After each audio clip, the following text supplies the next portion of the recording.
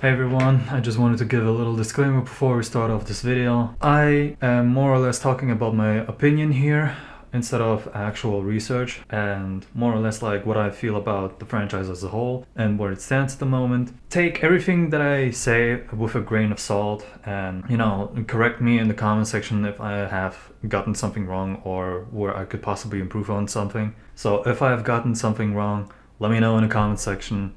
And yeah, I hope you enjoyed this video.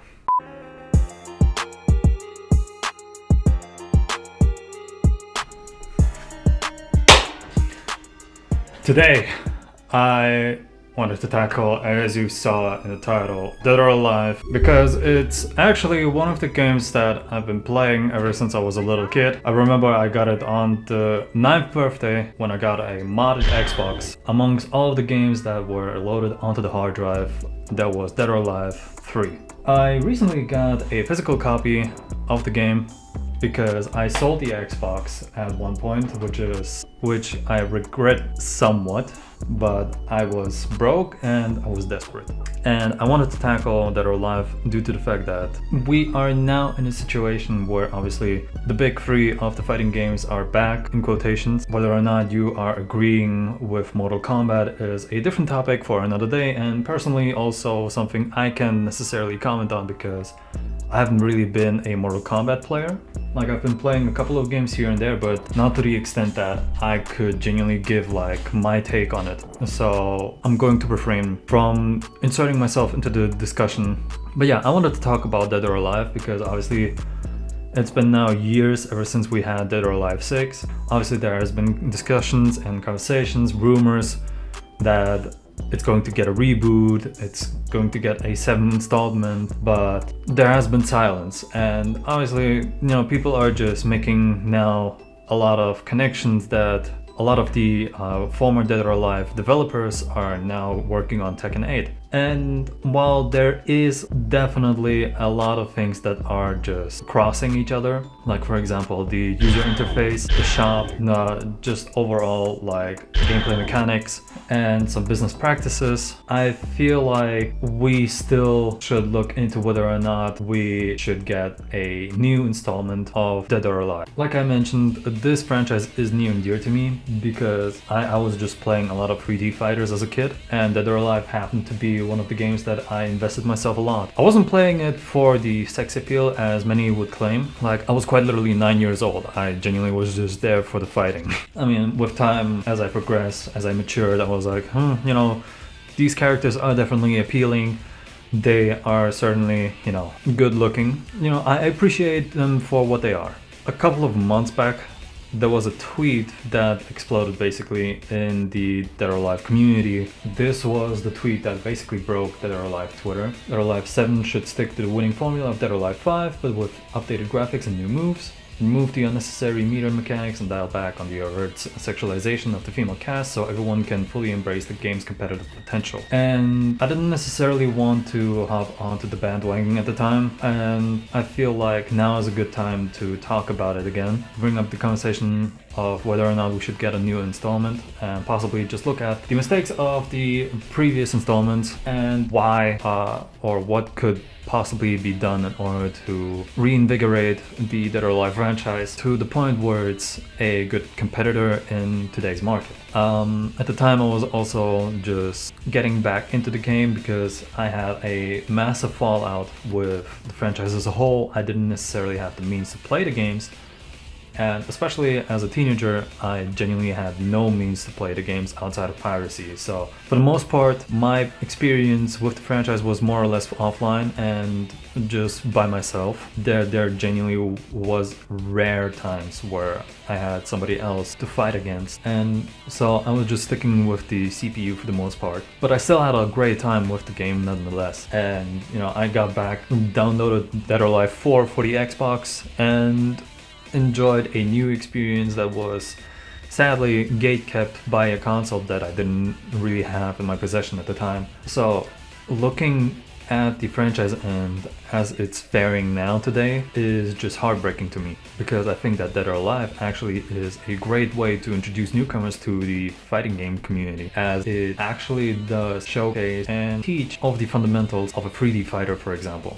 Now, some of these skills aren't going to be transferable to 2D fighters, in my opinion, because it's just a different kind of caliber that you have to deal with. But I feel like, for the most part, footsies, tech, just overall sidestepping, for example, all of that is one of the greatest aspects that Dead or Alive is presenting, and its combat system is simple for newcomers but also hard to master for veterans. You know, this might be also something that some are going to disagree with, but honestly speaking, that is my personal opinion, and I feel like, you know, we genuinely need to have Dead or Alive in the fighting game scene outside of just, you know, whatever you may think of the franchise. So back then, as a matter of fact, I was already working on a script for this video in particular. You know, I was just looking into the community, where could I possibly get a bit more information regarding the aspects or platforms where the Dead or Alive community still resides, where I could possibly talk about more about the franchise and just possibly look into where the franchise has gone wrong, in quotations. Get a bit more in touch with different players, see whether or not I can still reignite some flames here and there from my side. You know, I discovered, for example, the Free Step Dodge Discord server, where still people are talking about Dead or Alive till this day, about different iterations and installments of the games, you know, whether that be Dimensions Online, Dead or Alive 2, 1, etc. You know, still discussing a couple of the characters, you know, getting into modding and just trying to expand on the remnants that we have left and utilizing the means that we have available to us to just still play this game and have fun with it. And back then I was also getting into contact with Emery Reigns, but sadly that didn't really lead anywhere. So I had a whole interview basically planned out that I feel I'm going to just tackle on my own and just discuss whether or not there could be a future for the franchise, or if things should be a bit different. One of the questions that I was going to ask was, do you think that Dead or Alive should have a reboot, or should you just push through with Dead or Alive 7? What are your reasons for your choice, and what do you think could be done if either path would be chosen in the future? Now, personally, having recently played through Dead or Alive 6's story mode, I don't feel like if we were going with Dead or Alive 7, if we are going to continue the story of Dead or Alive 6, then I feel like we should step away from Raido and possibly just do something completely different. The story is, as many have pointed out, more or less a side thought. It hasn't really been fleshed out as much, and just in general, when it came to the story modes in previous Dead or Alive games, outside of possibly 5, there hasn't been that much emphasis on it. Like, sure, there was definitely a story ongoing, but it wasn't the front runner for it, and more or less the reason as to why people were playing the game. But I feel like there could be definitely be done improvements when it comes to the story for a potential Dead or Alive 7. You know, just utilizing characters even more to their fullest potential, because what we've seen now with the different character episodes, most of the time it's more or less, in my opinion, a waste of time, because they just showcase the characters in daily life in an instance, and they don't really put an emphasis on the tournament. More or less interactions that just are like a nothing burger. And I think that with Dead or Alive 7, if there were to be, example, a new villain introduced, all of the fighters that are present could be utilized in a different manner and just overall get more intuitive, get more people to hooked into the story, and possibly just, you know, get people that are looking for a story in fighting games just more hooked into it. Now with the Dead or Alive reboot, that would also open up a lot of potential for all of the characters that haven't necessarily gotten the screen time that they need to be explored in different areas and aspects, to the point where, you know, maybe they could be changed up a little bit, but still stick to the fundamentals that, you know, Itagaki, for example, has set out. You know, for example, with Zack, he obviously still can be a goofball and just a comedic relief in most people's eyes, but he possibly could also have his moments to shine, you know? If I were personally in the director's seat, I would just go with Dead or Alive 7. You know, try to expand the story a bit more, but try to divert from the overall Doa tech, trying to do new experiments and all, but, you know, just put a bit more emphasis on Rick, for example, or Christy, maybe a bit more on Nico, because they just are bland characters at the moment. Let's get to the second question that I had. Do you think that Dead or Alive plays a relevance in introducing newcomers to fighting games and teaching the universal mechanics shared amongst games such as Okizeme, frame advantage, etc.? I've already touched upon that topic already. Obviously, I think that this is the case, you know, it just showcases a lot of the fundamentals in a simple manner where, especially with Dead or Alive Quest in Dead or Alive 6, I feel like that is a great way to showcase newcomers how to play the games and also get a good idea for whether or not when they're going to switch over or transfer to a different game, all of the different mechanics that they could possibly just transfer from Dead or Alive to over, for example, Tekken, giving the players some quests in the form of some challenges that they have to overcome in a certain battle and rewarding them with clothing pieces, giving them some incentive to finish up the quest lines and just learn all the mechanics in a natural way. Even when you fail, quote unquote, a quest, it will give you a recommended tutorial showcasing you what you need to do in a quick manner and in a way that is simple to understand. Let's get on to the third question. With the current state of affairs regarding the IP and the return of main frontrunners of the fighting game scene, do you think now is the time to come out with a new Dead or Alive game, or do you think that waiting like a year or two before announcing anything would be a better decision? Now, obviously, some time has passed. I think that the, in quotation, big three are now getting to like 1 year / 2 year anniversaries, or they're coming close to it. We're seeing a little bit of a decline in some areas, but also some raises in different ones.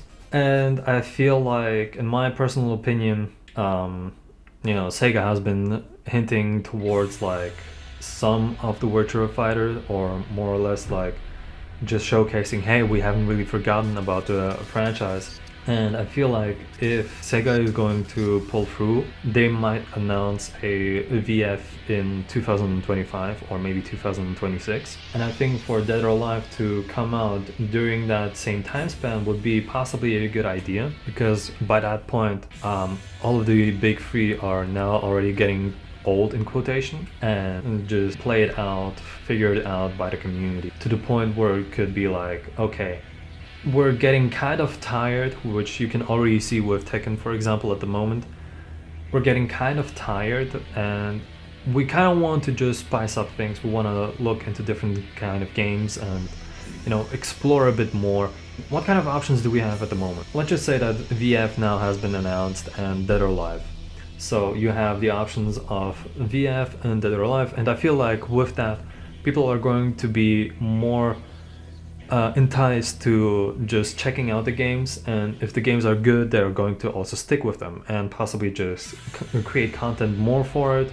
Overall, get more eyes onto the franchises. So were Dead or Alive to be announced around the end of 2025, possibly also 2026, at best 2027, then I feel like, you know, that could be a good idea as to where to place it, so it doesn't really rival or try to compete with big hitters in the fighting game community. And I personally believe that if we are going to just focus on creating a good game and not focus on having Dead or Alive be an esport title at this point, people will just flock to it and just actually create a competitive scene anyway. We've seen it multiple times with different games. Just make a good game, make it interesting, make it fun to play, and people will come for it and present it. And then they will also make some competition between each other.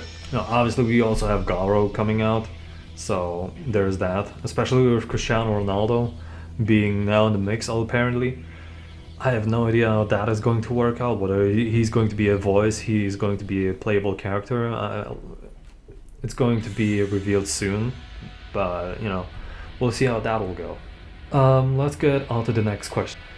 Taking a look at the newest developments in the gaming industry as a whole, where developers / publishers introduce further monetization options into their games, do you think that the business practices that Koei Tecmo and Team Ninja inserted into both Dead or Alive 5 and Dead or Alive 6 would now be received different in comparison to their initial debut? This excludes the hair color ticket thing that they removed.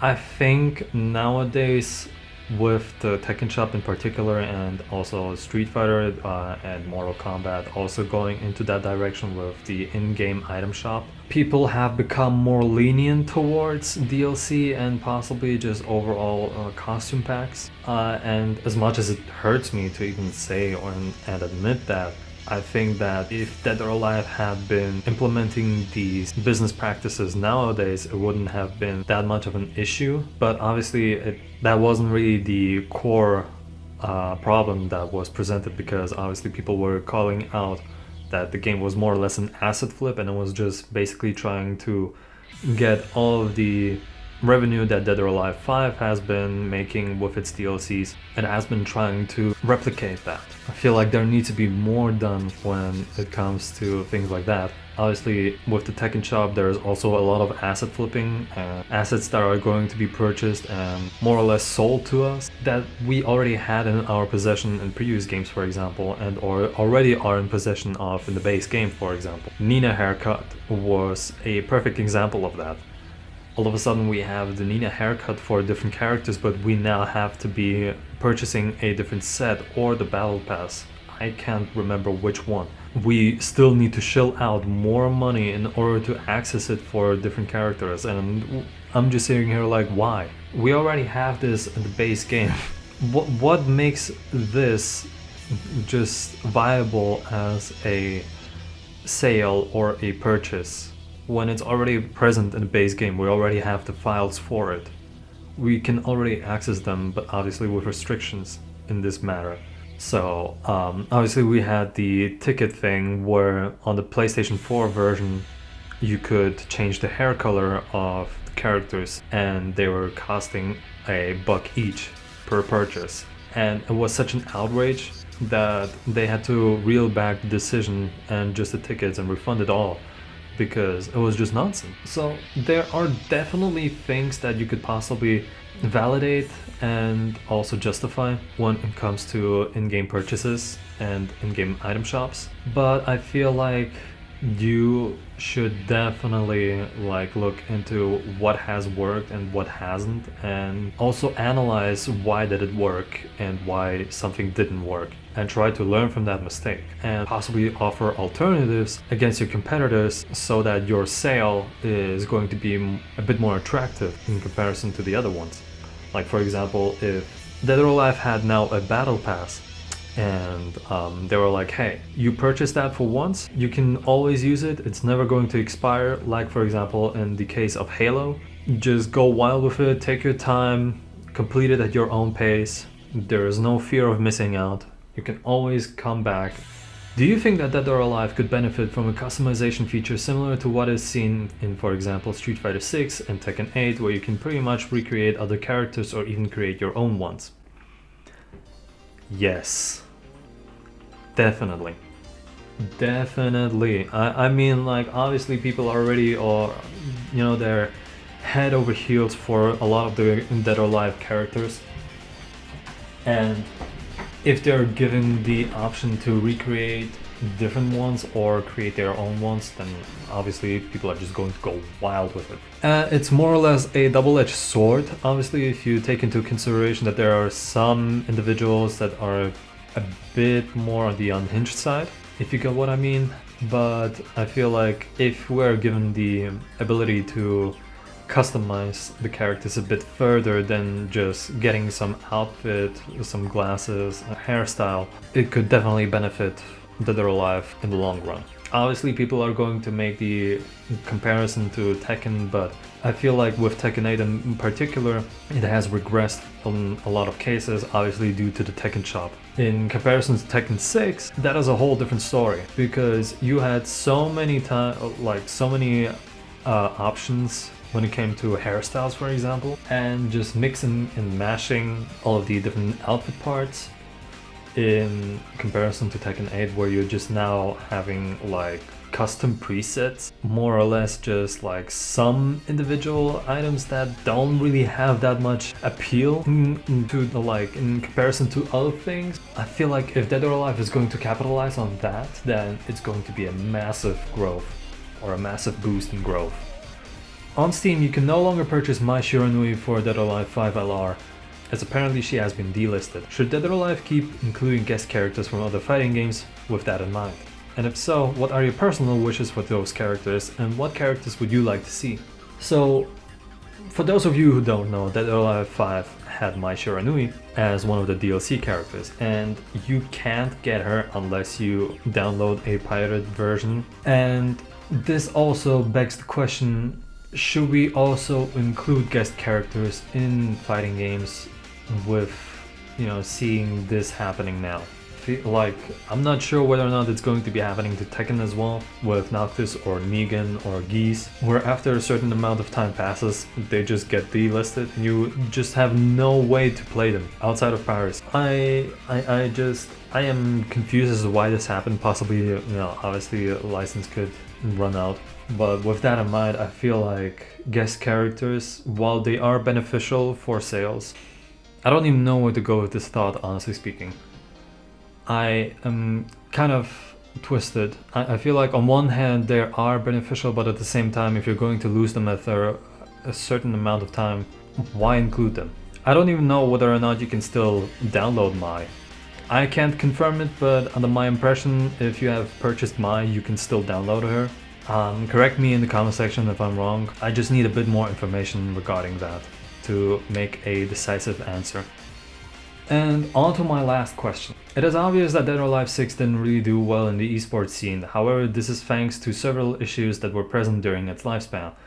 If those are fixed, what do you think will further boost Dead or Alive's presence in the scene itself or have the competitive community grow? Now, this was a question that I was putting more or less without the knowledge when it came to the development side of things. But as Shambori and many others have pointed out, they tried to make Dead or Alive 6 a esports competitive, focused or oriented game, while also maintaining the sex appeal for many of the core audience. And I feel like you can still do that, you can still have both, but you genuinely need to look at what exactly makes Dead or Alive, because Itagaki back then, as many pointed out, was going with sex and violence. When I first saw Kazumi's Dead or Alive 6 outfit, I was just sitting there and I was thinking to myself, this doesn't look exactly something that Kazumi would wear, in my personal opinion. Obviously nothing is going to beat the iconic blue design, her runaway shinobi type of outfit.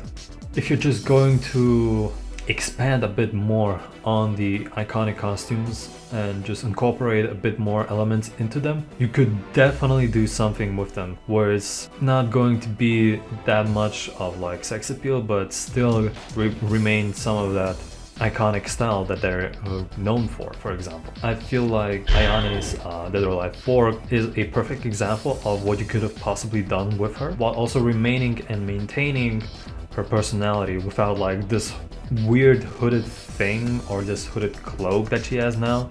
When I was going through the wardrobe, I felt more or less like all of the costumes that they presented were more or less just generic. They didn't really showcase any personality. They were more or less outfits that you would find in everyday's, average Joe's wardrobe.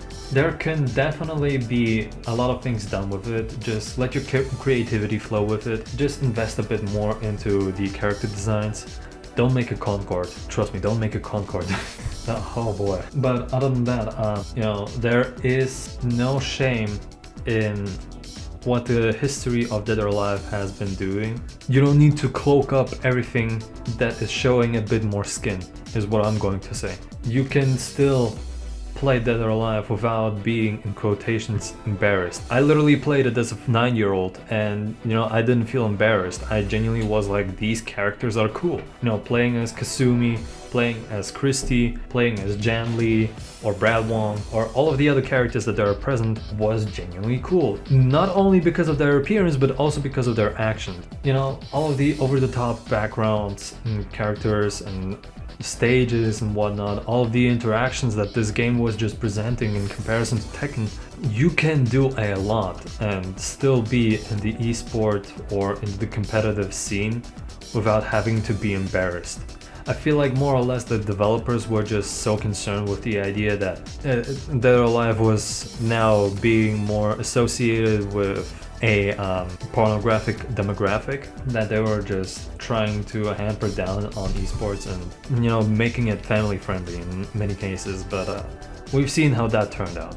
So just embrace what Dead or Alive is for what it is, and, you know, just make the best out of it. Just go even further over the top and just make more crazy shit that we haven't really seen. Have them fight in fucking satellites or something, like in fucking Vanquish. You know, just go nuts. Really, that's all I can really say. I feel like Dead or Alive has a good chance to return.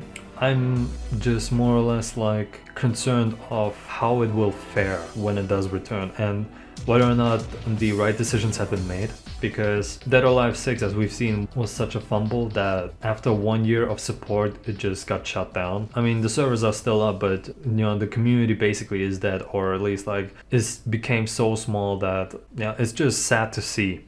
It genuinely is sad to see. I really wish for the best for the Dead or Alive community. I genuinely wish that there is going to be a return.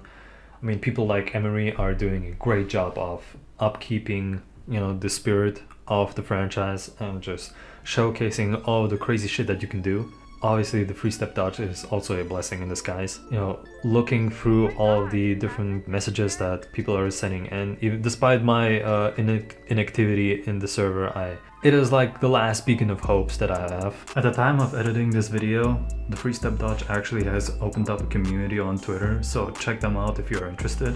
You know, it's just a place to post tournament news and announcement photo arts and videos, so feel free to check it out and possibly contribute to the community as well. It will definitely be a blast. And yeah, I am wishing this game or this franchise is going to return and get out of the fucking torture that it is of Venus Vacation. Man, this franchise it genuinely deserves so much more. But yeah, that's all from me. I'm not sure whether or not I'm going to post my online matches that I had, because there isn't that much going on. You know, I just don't really feel like there is a lot of value when it comes to my gameplay, because I haven't really done that much commenting on the gameplay, and I am very new to this aspect of gaming. For the most part, I was just silent in front of a monitor, mashing buttons and, you know, trying to do some executions. And I feel like if someone were to look at that, more or less just going to be boring then. But if anything, maybe I'll do it in the future, maybe something will change. Perhaps it's just something that I have to learn or teach myself. I don't really comment on many things. You know, it's going to be boring if you're going to watch it. So with that being said, thank you for watching. Let me know what you guys think, and I guess I'll see you in the next one.